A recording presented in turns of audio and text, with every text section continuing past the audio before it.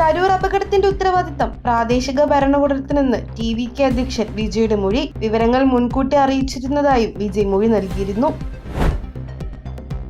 ISROയുടെ PSLV-62 വിക്ഷേപണം പരാജയം. ഇന്ത്യയുടെ ഭൗമ നിരീക്ഷണ ഉപഗ്രഹം അന്വേഷണം ഉൾപ്പെടെ 16 ഉപഗ്രഹങ്ങളെ വഹിച്ച PSLV-62ന്റെ മൂന്നാം ഘട്ടത്തിലാണ് സാങ്കേതിക പിഴവുണ്ടായത്. 2025 മെയിലെ PSLV വിക്ഷേപണവും പരാജയപ്പെട്ടിരുന്നു.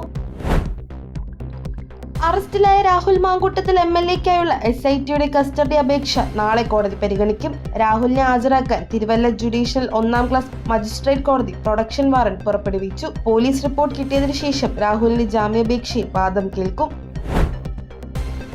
ശബരിമല സ്വർണ്ണക്കൊള്ളയിൽ തന്ത്രി കണ്ഠരര് രാജയുടെ അറസ്റ്റിനെ ചൊല്ലി BJP സംസ്ഥാന നേതൃത്വത്തിൽ ഭിന്നത. നടപടി സ്വീകരിക്കുന്നതിനെതിരെ BJP സംസ്ഥാന vice president doctor KS Radhakrishnan രംഗത്ത് വന്നു. സ്വർണ്ണക്കൊള്ളയ്ക്ക് വഴിയൊരുക്കി വ്യാജരേഖ ഉണ്ടാക്കിയതിൽ ഒന്നാം പേരുകാരനാണ് തന്ത്രി കണ്ഠരര് രാജീവെന്ന് ഡോക്ടർ KS രാധാകൃഷ്ണൻ ആരോപിച്ചു.